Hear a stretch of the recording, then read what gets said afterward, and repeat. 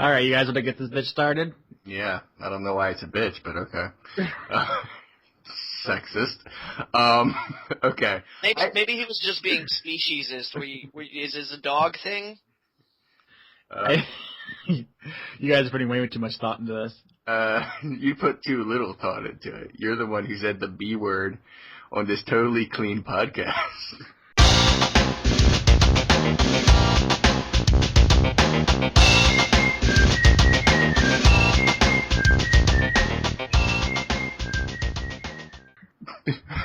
Hello, everyone, and welcome to Word Funk.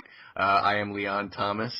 With me is Johnny Maloney and Austin Yorsky, who says that our show is a bitch. So what we're going to do today or tonight, depending on where you are right now, is talk about various things. And unlike last week where we just talked about, whatever we want, there is news. There is news in the nerdish world that we live in that we'd like to talk about. And that news that just happened a few days ago is the leaked information. Well, leaked, purposefully leaked, perhaps. Leaked information about the DC movie universe movies. And what's happening is, in addition to the Man of Steel sequel, that being Batman... Can we put that in quotations, though, please? The Man of Steel sequel? Yeah, the thing is, Batman versus Superman... I'm sorry, hey. I said it wrong. Batman v Superman Dawn of Justice movies, is... Thank you. Okay, I had to say that right. Batman v Superman Dawn of Justice, is coming out in 2016, and we're all very super excited about that, I'm sure. But in addition to that, we're also getting a Shazam movie in 2016. For those who don't follow the comic books, like I did years ago, Shazam is about, at least in the comic book form, is about a young lad named Billy Batson who can say Shazam, and then a lightning bolt hits him, and then he becomes Captain Marvel. Not from the Marvel Universe. In fact, I think in the movie they might just call him Shazam, just not to... You know what? I don't fucking care. The point is, he's a boy, and he says a thing, and lightning hits him, and he becomes a superhero. And the idea is that, young readers who were reading this comic book could identify with him and say, gosh, I wish I could say Shazam and become a superhero. And that's how that character took off.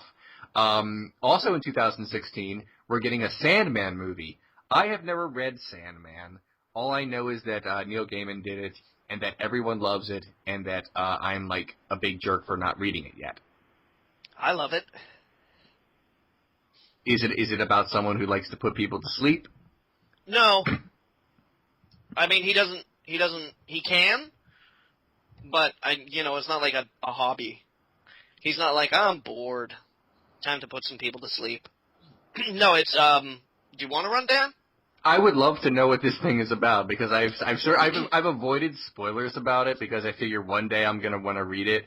But now that I don't read comic books, I guess I just want to watch the movie.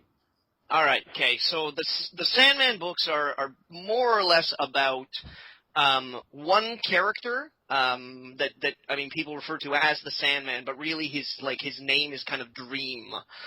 He's a member of this eternal family called the Endless, which are supposed to be all these different aspects of humanity. There's dream, desire, destiny, death, delirium. I'm digging deep into my memory here to try and remember. They all start with a D. You might get a theme here. Mm-hmm.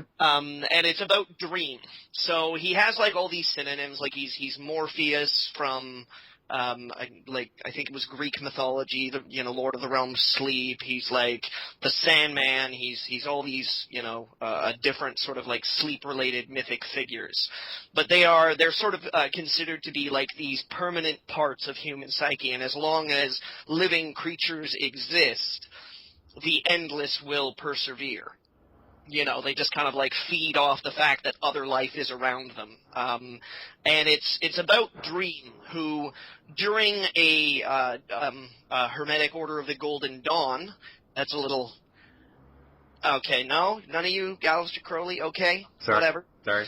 During the kind of like Victorian occult explosion, because I don't know if you guys know this, but historically in England during the Victorian era, occultism was really quite popular. The Hermetic Order of the Golden Dawn was an order that I believe was started by Aleister Crowley, and I think even like not Yeats. There was a famous poet who wrote. Ozymandias. Oh, okay. It wasn't Ozymandias. Anyways. I was gonna say Jewel. It might have been Yeats. It might have been William Butler Yeats. Yes, it was. It was William Butler Yeats. I can hear you Googling. I know. I'm sorry. I couldn't fucking remember because I was getting it mixed up with Wilfred Owen because I was reading about Valiant Hearts today and somebody was like, Wilfred Owen. I'm like, I love Wilfred Owen. Anyways, during an occult ritual, the Sandman dream kind of gets captured by the Hermetic Order of the Golden Dawn, and they don't really know who he is. They just kind of know that he's like this powerful, mythic, like occult figure, and so they trap him in like this bottle. And then decades later, he manages to escape. So he goes back to the realm of the sleep, and everything's in disarray, and his family is all messed up, and like there's all this other religious mythic figures. Like he meets Satan at one point in time, things like that. And it's basically a finite arc about him trying to figure out what's happened to his family, to fix what's going on in his realm, and things. Okay. Both good and horrible kind of befall them. Well, here's my real question. How confident are you that Hollywood will adapt this correctly? Not at all. Not at all. I mean, they might be able to do it in a much shorter arc. Like if they decide to do the first book, Preludes and Nocturnes, they might be able to do it a little better. It's a heavy character piece, so if they get like some good actors behind it, and some like a director with vision, they might be okay. But it's still, it as a fan of the comic, the graphic novel, the original source material, and I only saw like the first book, I would be like, oh. But that's really the only way they can do it, because the whole thing is just too big. HBO might do it. They could do it. All right. But they're busy with American Gods. Well, all right. Well, switching to 2007. He's going to be great in the Justice League movie, which he's not going to be in at all, because he has nothing to do with the Justice League. No, I'm sure I'm sure I don't know if he will be. Zack Snyder presents the Sandman. Now this double-wielding gun maniac puts people to sleep permanently. Well, he may have a chance because in 2017 the Justice League movie is coming out, and I guess the big news out of all of this is that the Wonder Woman movie is more or less confirmed now. We kept thinking like, well, I'll believe it when they confirm it. And it does appear to be confirmed, at least officially, unofficially, if that makes any sense, for 2017. Also a Flash and Green Lantern team-up movie in 2017. I guess there wasn't enough confidence that Flash would be a draw or that Green Lantern would be a draw after last time, so they just smushed them together and hoped that the box office would double, I guess. I'm looking forward to seeing. I mean, I'll be honest. I've gotten to love superhero movies so much that even the ones that, I'm not that invested in the characters, like Flash, Shazam. I am kind of curious to see these movies. I mean, it's almost a certainty that I will watch it unless everyone says it's the worst thing ever. I mean, even Man of Steel wasn't even the worst thing ever, so I ended up watching it. And it was just a bad thing. Don't you think part of the reason they would put Flash and Green Lantern in the same film is because it'd be kind of hard to have a solo Flash film, considering his powers are so, difficult to write around? Yeah. Well, no. I mean, the Flash can. All right, let me lay down some Flash knowledge on it. Don't forget, the Flash created the New 52. Flash doesn't just go fast. He can also do other. I'm serious. No, it just made me think of that Sonic the Hedgehog fan art, Gotta Go Fast. You ever seen that? No, I have not. What's going on? What are you Keep talking and I'll find it. Thank you. Flash doesn't just go fast. He can also, like, because he can go so fast, he can, like, vibrate through things. Like, if there's a wall and they need to get through it, Flash would be like, I can vibrate through this thing because I'm that damn fast. And then he just does. Flash can also do some sort of multiverse, dimensional shit because of how fast he can go. Flash can do stuff. So in order to save the day, he can go so fast that he can go to a universe where none of the problems in the movie ever happened. In a way. I just saw the picture. Where did that come from? I don't know where it came from originally. It's just a meme. Just gotta go fast.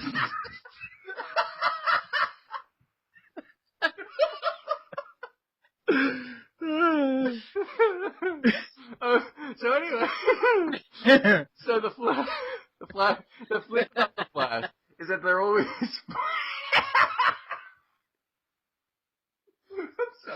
I'm so glad I got to share this with you, Leon. Thank you. No, seriously. If you've seen the movie X-Men: Days of Future Past, you know that just going fast can actually look really cool on screen. They found a way to make it cool for Quicksilver. And the Flash, like I said, in addition to just, he zips around, he also finds other ways to use his speediness to do things like, whirling around so quickly he'll make a tornado and all manner of things. And they'll put something together. Green Lantern, it of course has like an infinite amount of things he can do because it's all like imagination powers. So I think it more has to do with the fact that they sat down in a meeting somewhere and someone said, let's make a Flash movie. And they said, that might do okay. And someone said, let's make a Green Lantern movie. And they said, that might do okay, but I don't know. So they just smushed them together and say, we'll get both fandoms into this one. And then they did it. That's my theory on how Hollywood works.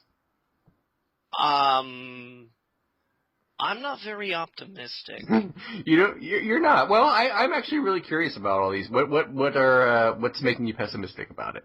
The order in which they're deciding to do it. Okay. I mean, like, I'm sorry. I'm gonna plant my feet here and just mouth off about something that, you may not want to listen about, but That's fine. You can press the stop button or go do something else. The reason why I'm not that hopeful about the order in which they're trying to do things is that they're just gonna jam a bunch of like what are supposed to be major characters into one movie. So we're gonna have the Flash, Batman, a new Batman. So this isn't like the old Batman. This is different Batman.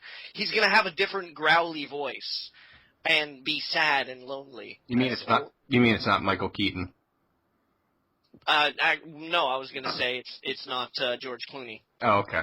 So, we're going to be dealing with a different Batman here. We're going to have Superman. So, Superman will be the only character in this movie that we've seen has a movie already. It's going to be the same actor. He's going to have the same background. Who knows if Batman's going to be messed with.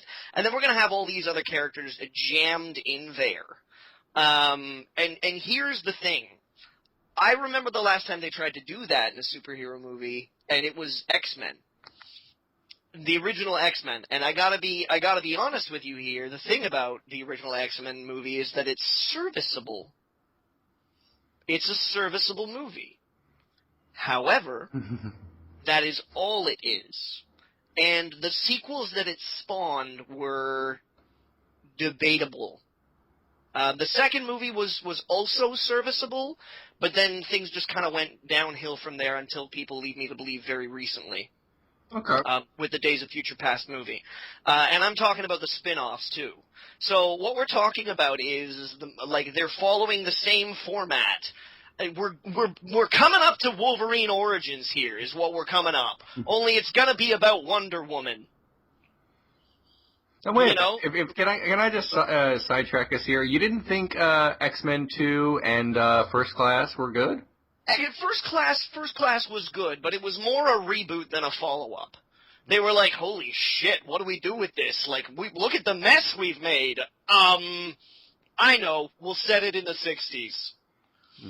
You know, but the X-Men 2, again, serviceable. You know, like, it had some good cast members, but beyond that, it didn't really clinch anything in particular, because it mostly followed the same arc as the first one.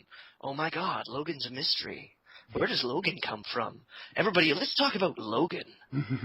You know, and I mean, so the thing is that we're going to be developing 5 or 6 lead characters all in this one movie.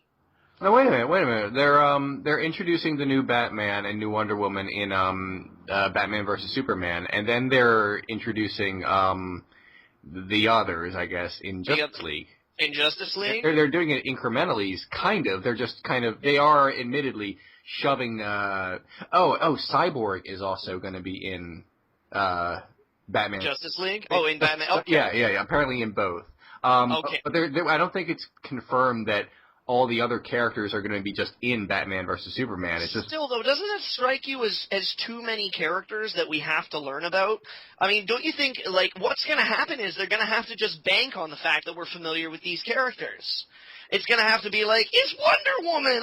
Ow! And we're not going to, like, learn anything about her, you know, because the plot has to move, too. Well, apparently Wonder Woman... There has to be some Superman v. Batmaning, or Batman v. Supermaning. Well, apparently Wonder Woman, and I obviously there's not one frame of footage of this movie yet, but apparently Wonder Woman does have a more than just cameo role in Batman v. Superman. So she is apparently going to be a semi-big part of it, and we are going to be introduced to her there, and then she'll apparently have a larger role in Justice League along with the rest. There is one really... I think pretty cool thing that we've learned about Justice League that's actually not in this article, and that is the actor who played Khal Drogo is going to be Aquaman, and I think that's quite possibly the coolest casting you could do, because basically Aquaman, for some reason, is like a joke to people who don't read comic books. To people who do read comic books, he's usually portrayed as kind of a badass, at least in the past 15 years.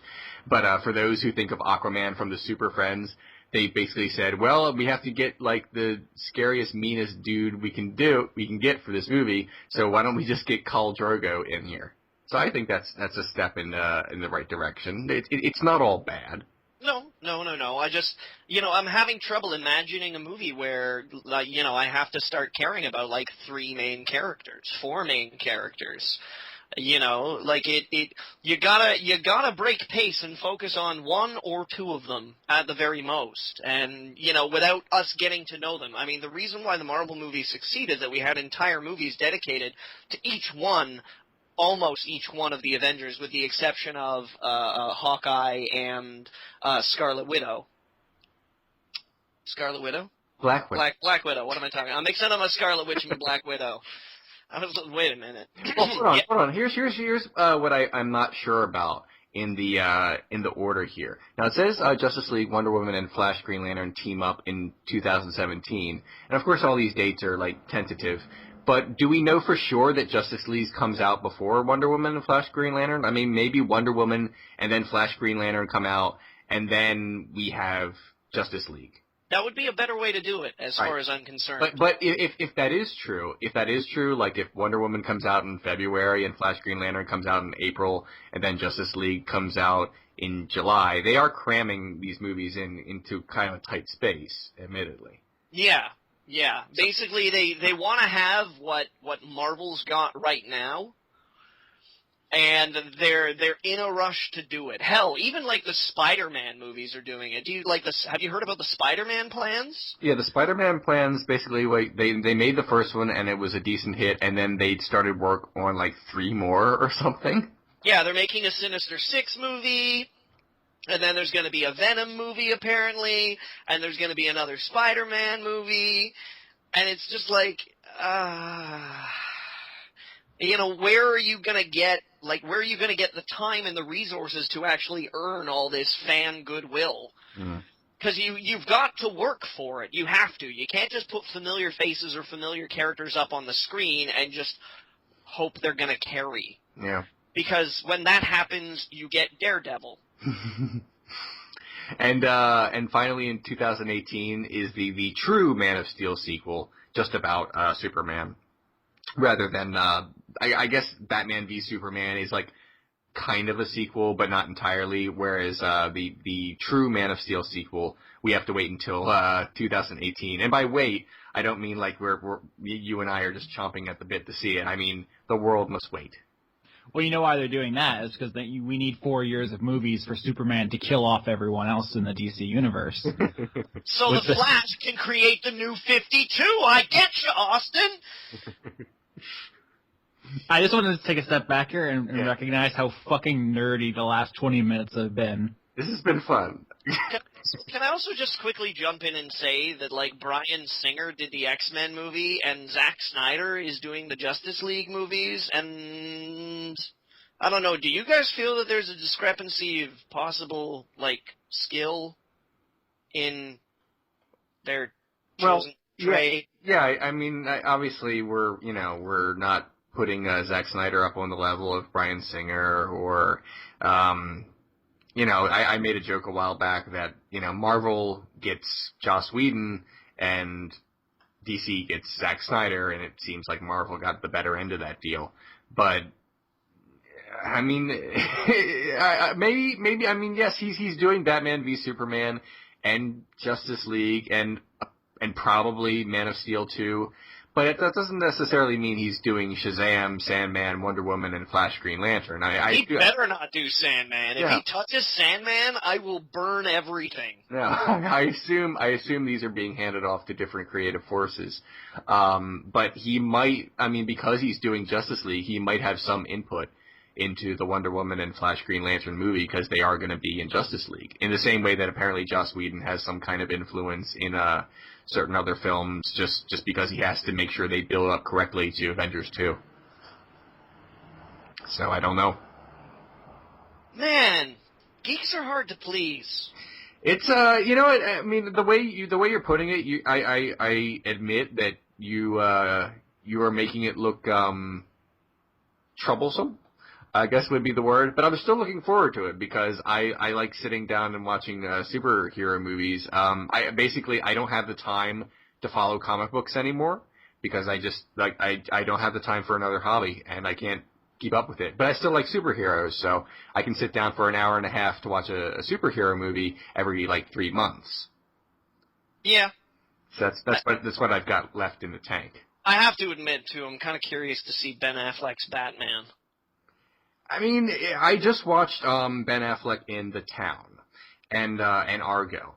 In Argo, I didn't think he was great, but he was passable. Everyone said, "Oh, Ben Affleck is great in Argo." I'm like, no, he's just passable. But in The Town, he's actually legitimately the only time I've ever seen him where I would say he was good. So maybe there's a chance that under certain circumstances, Ben Affleck can be good. So I'm more hopeful about Batfleck after seeing The Town, basically, is what I'm saying. I think he's going to do a great Bruce Wayne.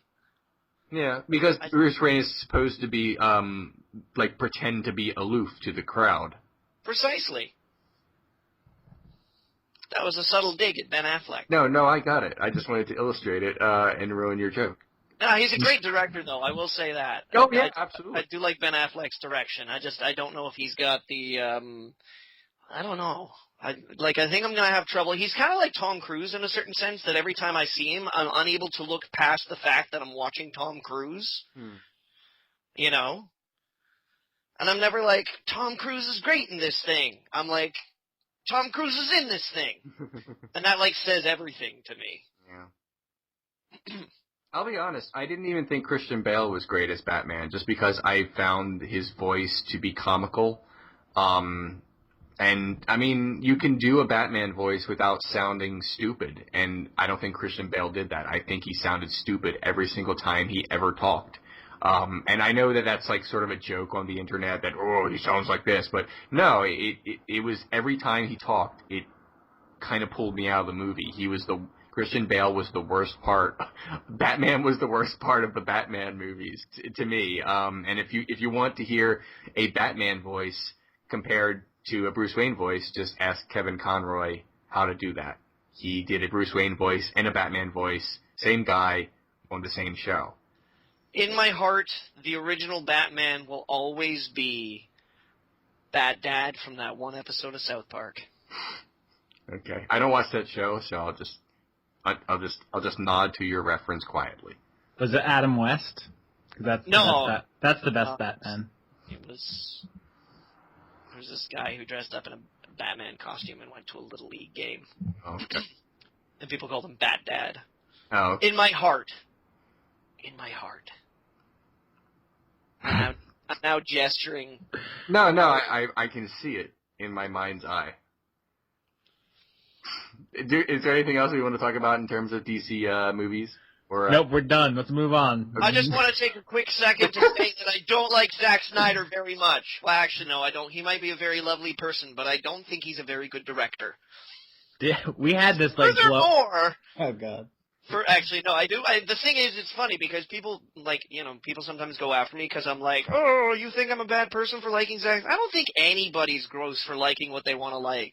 You can like whatever till the cows come home. Austin, you and I talked about this not that long ago, about being able to argue against the merits of a work of art or entertainment without necessarily making judgments on people who enjoy those things.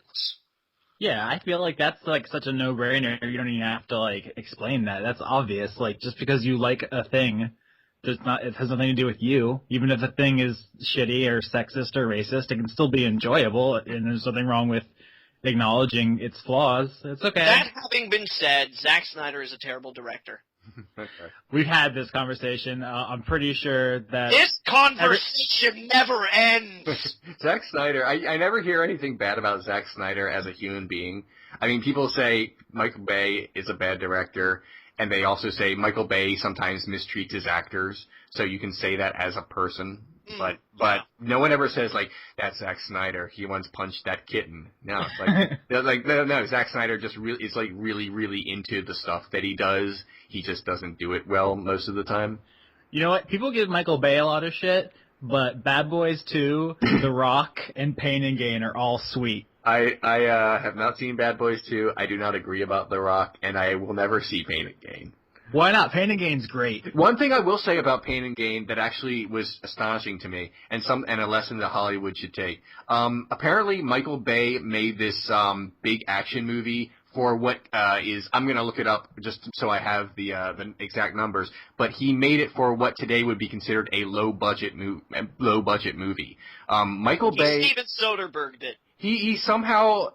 I will give this to Michael Bay. As an executive producer, as someone just looking after the money, Hollywood should take notice and do what Michael Bay does. Except for the Teenage Mutant Ninja Turtles movie. Well, he's okay. All right, I'll say that. But the first two, the thing I always thought about Michael Bay and his budgeting skills, if you will, the first two Transformers movies combined cost less than Pacific Rim. So one big robot fighting movie cost way more than two big robot fighting movies because Michael Bay found a way.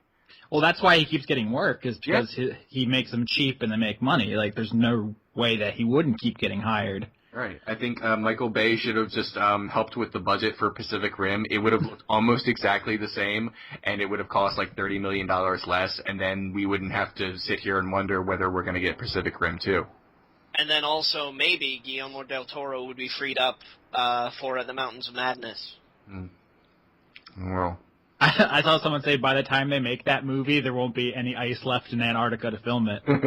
Oh, snap, son. Oh. All right, Austin, you want to talk about something that's near and dear to my heart, so... Wait, Austin, would that make it more scary, though?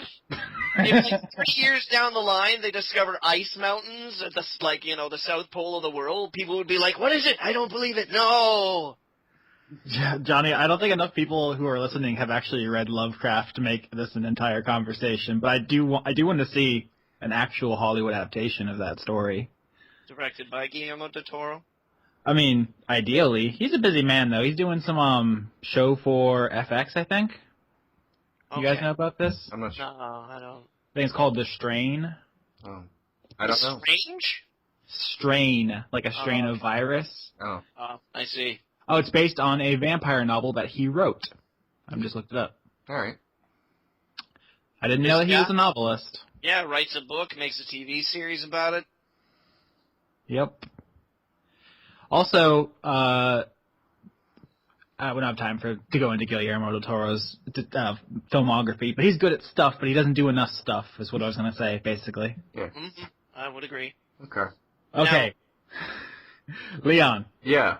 Let's get to the next topic before we bore people to death. On the BT podcast, you had a little bit of a catchphrase because in one of the episodes you were just like Megaman, Megaman, Megaman. Yeah. And that was your thing. We never got to talk much about it, but I just went back and I just played a fuck ton of them. I played. You can get every single Mega Man Zero game on a single DS cartridge. It's nuts. And they're all like $5 on the PlayStation Network. So I've been going back. I've been playing Mega Man games, and I wanted to talk about the series with you a little bit. You're the Mega Man expert. All right. I asked this on Twitter. You said Mega Man X is your favorite series, right? Well, that's largely because I played pretty much all the console Mega Man games, but because I don't do portable, there are a few Mega Man games I've never played. Mm-hmm. I mean, have you played Zero? Have you played Battle Network, Legends? I think I played Battle Network and Legends a long time ago, having little memory of them, just because Mega Man was in the title. But I didn't. But if it's a portable Mega Man game, I've never played it because I just don't own portable systems. Yeah, you're missing out on a lot of stuff, but that's a different conversation, Leon. I just wanted to say it because, I mean, everyone loves Mega Man. He's a classic character. He's coming in the new Smash Brothers. He's beloved. I don't like... People are still rocking his games right now on Games Done Quick. I know, but why does everyone love Mega Man so much? Most of his games suck, is where I'm going. What? What? I'm sorry, what? What happened just now? I don't like most of the Mega Man games I played. I liked a couple of the X... X is my favorite series of Mega Man. There's a couple of good classic ones. That's the original. Okay, let me explain something to you about Mega Man. Okay. Okay, first of all, you're objectively wrong. I'm prepared to accept that. The first Mega Man game is great. It's a really great and very difficult side-scrolling game that maybe revolutionized is the wrong word, but popularized the idea of non-linear gaming. You think about, people say, oh, I love playing this sandbox game. It's so non-linear. It's like Mega Man, they didn't invent that, but helped popularize that by basically saying you can go any path you want. And there are different paths, and depending on which path you go will make your game either easier or more difficult. You have to learn which, enemies give you the powers to kill other enemies and such and such and such. So the first game was in a lot of ways revolutionary. The second game is just awesome. It's really hard and it's really great. 3 is great as well, but by the time they hit 4, it's like by 4, 5, and every other Mega Man after that is basically just Mega Man 3 again, but with different levels and different characters to kill. We, as Mega Man fans, were okay with that because it was like, oh, you have a good formula. Let's just do that forever. Eventually, it did, in fact, burn out. But then the Super Nintendo happened, and they made Mega Man X, and they changed a few things. Like, you can get upgrades, and it was prettier. It was much, much prettier, and you can charge your weapon and stuff like that. But again, after a few X's, that got stale because it was just the same thing over and over again. The thing about Mega Man is that no one has ever figured out how to properly, how do I put this, make Mega Man into a third-person, three-dimensional shooter game. The Mega Man Legend games are, it's hard to explain those games, and I barely remember playing them, but they were not Gears of War, basically. Are you trying to tell me that Bubsy 3D was not a successful, carrier of the torch of Mega Man games? Because I always don't know what Bubsy 3D is. I'm talking about Mega Man specifically. They basically they just kept making Mega Man do the exact same thing all the time, and that was fine for, like I said, the first 4 Mega Man games and the first maybe 3 Mega Man X games, but they never moved him into another dimension in the way that Super Mario, basically they made Mario, Mario 2, and Mario 3, and Super Mario World, and they said, well, we've kind of come as far as we can with the Marios, and they tried to make Mario FX with the FX chip for the Super Nintendo, and then they said, fuck it, and they made Mario 64, and they changed the format in which we make Mario games. Ditto for Zelda. You know, they I wouldn't say Zelda 1 and Zelda 2 were alike, but basically after 3, they were like, we've gone as far as we can with this, and now we have to change this in a wildly different way. Whereas Mega Man, maybe stagnant is the wrong word, but more like it remained traditional because people wanted to have that experience again instead of having everything change, if that makes any sense. Or Capcom didn't have enough faith in Mega Man and just stuck with what was familiar. But I disagree about most Mega Man games being lame. I can't speak to the portable games because they're portable games and I don't do that. But no, the original series and the continuation of the original series on in last generation's consoles, the PS3 stuff, both were good, and the X games were good. So you're wrong, Austin. And by the way, I find there's a hole in what you have said, because you just said that you played all these Mega Man games, and most of them sucked. If they sucked so much, why did you play so many of them? Because I want to relate to you, Leon. I want to have something to talk about. Checkmate. Your house of cards have fallen. Dominoes. Let me respond to your justifications there. Okay? Because, yes, I mean, everyone recognizes that one of the problems with Mega Man is that it gets stale. They've had the one formula that kind of works. They stick to it. It gets boring. That's fine. I don't mind them, not fixing what isn't broken. Pokemon's been the same for 20 years. I love Pokemon. It's fine. My problems with Mega Man, a lot of them, are more like granular things, like level design. There's a lot of blind jumps because the screen doesn't go far enough to see where you're going. Like when Mega Man hits the edge of the screen, it stops, it shifts over, it loads the next, part, and then you could. Oh, I'm sorry. No, continue. I'm sorry. Go ahead. And then, there's instant death spikes. Fuck you. Start the level over. Like you just have to. That's great. It's awesome, and that is why Mega Man is awesome. That's poor level design. I have to memorize the layout of every level. Yes. Fuck life. I have shit to do, Leon. No, Mega Man you have to understand the promise of Mega Man, and the promise of Mega Man is you only buy Mega Man if you're ready to commit. It's like buying a ring. You have to be ready to accept the fact that your life is going to be jumping and shooting for a while, or else you can't, or you don't deserve to play Mega Man. You don't buy Mega Man thinking you're going to have fun. You buy Mega Man thinking you're going to feel stressed, and then when you win, you feel great. I think we've located the issue, Leon. Hearing somebody else talk like that, I now kind of get an impression of what it's like when I talk about the Stalker games. Yeah. It's fun in a certain level in your mind, but it's not fun in the traditional way people say fun. It's stressful, but the challenge makes you want to keep going because you desire the end. You want that small victory for yourself. You want that congratulations. Yes.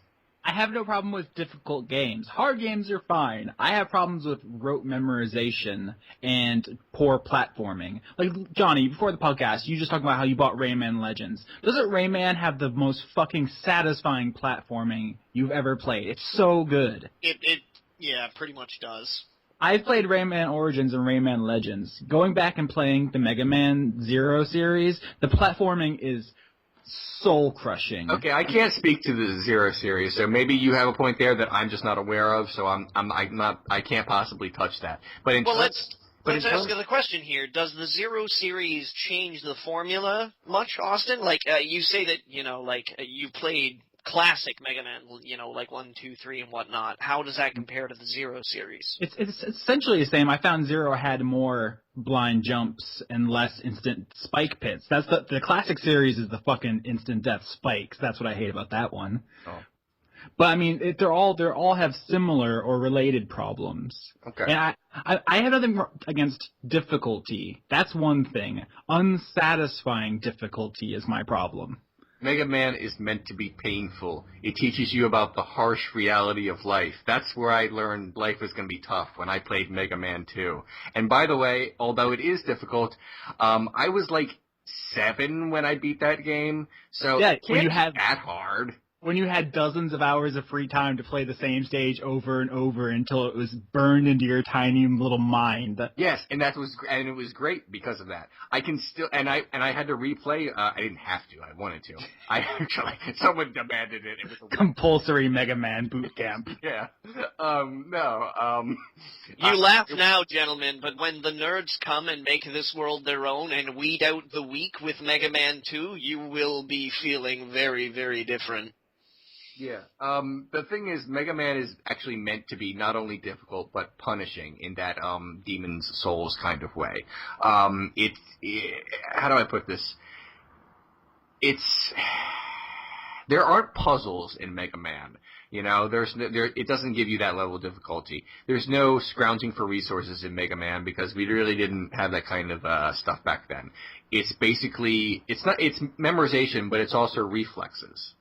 So you have to memorize it through muscle memory. And when when I decided to replay Mega Man 2, it all came back to me very quickly, and I was able to beat the game with relative ease. It creates, Mega Man creates circuits in your brain, if that makes any sense. And I liked that. I hear you, Leon, and I'm not saying that the series is without merit. I mean, I played a fuck ton of them. Obviously, I was getting a little bit of enjoyment at least, or I would have stopped. Yeah. I just think that people forget its flaws, or they downplay them, or something. I don't know. I just don't see many people criticizing Mega Man, and it's always bothered me, and I never really understood why. I keep trying to go back to these games and see if I'm missing something, but... The industry criticizes Mega Man by not making more Mega Mans, and... Well, that's between Capcom and Inafune, because he gave them the middle finger on the way out the door, and now they're super butthurt about it. And he continues to give them the middle finger now. Yeah, he's making Mighty Number 9. Mighty Number 9. Isn't his company called Capset or something? It's Comcept. Comcept. Yeah. That's hysterical. I actually just watched the most recent game footage trailer like a half an hour ago, just to prepare myself, and it looks really good. And there do appear to be some differences, minor differences between this and Mega Man. But if it just makes me feel like I'm playing Mega Man, that works for me too. Because and again, yes, it will be just like my previous experiences playing Mega Man. But unlike back in the day where there was a new Mega Man every year, because that actually happened, it's been a while since Mega Man 10. Mega Man 10 happened a few years back, and then they just decided not to make another one. Frankly, you could hire someone to make a ROM hack of Mega Man and then fine tune it and then sell it. And I don't know. These can't be how do I put this? It can't cost that much to make these, right? Am I crazy? No, I mean, the game has a relatively low overhead, I would imagine, to create them. The problem is with Capcom and their feud with Inafune, they don't want to make any more Mega Man games to basically spite him. That's why they'll put him in Smash Brothers, and they'll put him, in some other stuff. They put bad box art Mega Man in the Tekken vs. Street Fighter and stuff, but they didn't put Mega Man himself in it, nor did they put him in Marvel vs. Capcom 3. I think it's a pretty deliberate, kind of spiteful thing that they're doing. I think the word you're looking for is petulant. If anyone else had the IP, we'd be getting Mega Mans every year, Leon. Yeah. But I mean, I see what you're saying. You're saying is they're not as they're more scarce, so they're more special right. these days. That's good, in a sense. And yes, the main criticism of the games have always been they're all so similar, and there's so many of them that none of them feel that special. But my problems are just like actual game design things that are really frustrating. That's that's where I'm going, I guess. I liked X. I mean, I grew up with Megaman Extreme for the Game Boy Advance. Do you know about that? I do not, because it was on a portable. But I didn't ask you to play it. Played it just a few years ago. I'll be honest, I've never even heard of it. Yeah, it's I love the game. That's my favorite one. But I asked on Twitter, I said, "What's your favorite Mega Man?" And I got every possible answer. Someone said X, someone said Zero, someone said Classic. Fucking Taylor said Mega Man Soccer. I didn't even know that existed. Apparently it does. I looked it up. Taylor's always got to be the weird one. God damn it. But there's one I never even heard of, Star Force. Have you ever played Mega Man Star Force? Yeah, isn't that like Battle Network? I didn't play it, but I heard it's like that. Or am I right? I did play Battle Network, and it looks like it's similar, but there's so many of these sub-series, too. Yeah. Where does a person even supposed to start? You start with... You don't have to start with one, but you should start with two, in my opinion. At least one or two. I mean, it's not like you have to follow a plot. It's not like you have to, like, Lost, where you have to watch it from the beginning or you're going to be confused by all the characters. Actually, with the Zero series, you will. There is an ongoing plot and there are characters and stuff. You need to just make that on so I can play them on my PlayStation 3. I don't want to buy a portable thing and look at a screen. Look tiny. You know how I am. I can't do it. I am dying to. For years I've been wanting to play Final Fantasy VII Crisis Core, and there isn't an avenue for me to play it except to buy a PSP, and I don't want to. I'm like sitting in the corner, crossing my arms, saying one day they're just going to make a port of this on a console, and I'll play it then. You're so stubborn, Leon. You're getting Smash Brothers for Wii U, right? I don't have a Wii U.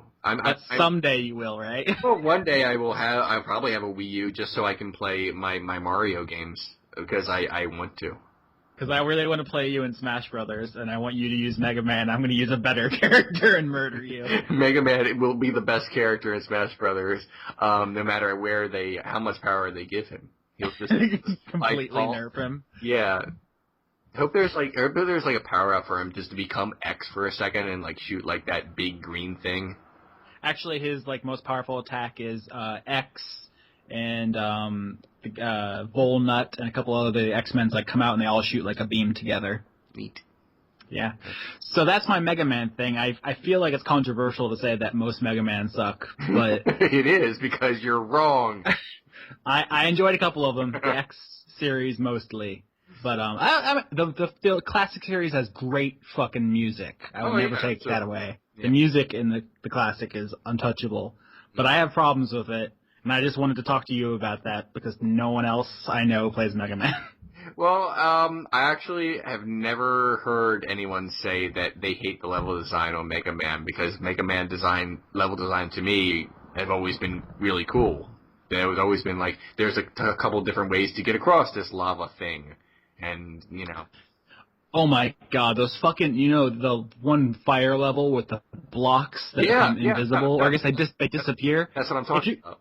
That can fuck itself right in the eye socket. All right, well, first of all, if you use one of the special items, you can just zip across. But it's not that hard once you get the pattern down. And again, yes, the game does reward repetition, but it also rewards reflexes and paying attention. You know what, Leon? I've said this before, but games in the early NES days, the Mega Man 1, 2, 3 days, they made those games too hard on purpose to sell you a subscription to Nintendo Power. Those games do not hold up, and I do not. I'm not going to defend that kind of shit. I hate those stages. It also drew very heavily on an arcade culture at the time, which was designed on making players pump coins into machines over and over and over again. Absolutely. Like it was just the school of game design. That doesn't necessarily make it bad, but it does make it unfriendly. You don't need a strategy guide to beat Mega Man 2. You don't need one, but they want you to buy Nintendo Power so you can see which weapon beats which boss. That's why they designed it that way. No, they designed it that way for smart kids who learn these things, because I was one. I had a pad of paper, and I learned which character, with the order I needed to go, and I wrote down what blue and red dots I needed to move forward, and I did all that stuff with hard work and a number 2 pencil. Ain't no Nintendo power. I'm trying to picture you as like a 5-year-old, but it's just a really small version of you. You're still bald and tired. 5-year-old version. Tell me he still has stubble. Does he have stubble? Yep. 5-year-old version of me had glorious blonde hair. So. I really hope you still had that deep timbre in your voice, though. Leon, honey, do you want a grilled cheese? No, Ma. All right, do you guys have another topic you wanted to talk about? I was going to, but we're an hour in. So I'm going to save that topic for next week.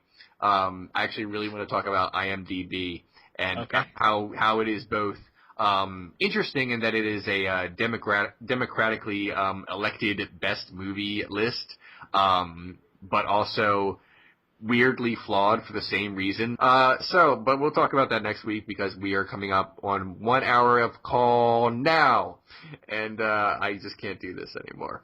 I have to go see what my wife's doing in the other room. So that's it. If you guys want to say anything before we go, I will give you a few seconds now. It might seem a little strange to keep a collection of your own blood in the freezer, but if you ever need to fake your own death, you'll thank me. I don't know either of you. I'm leaving.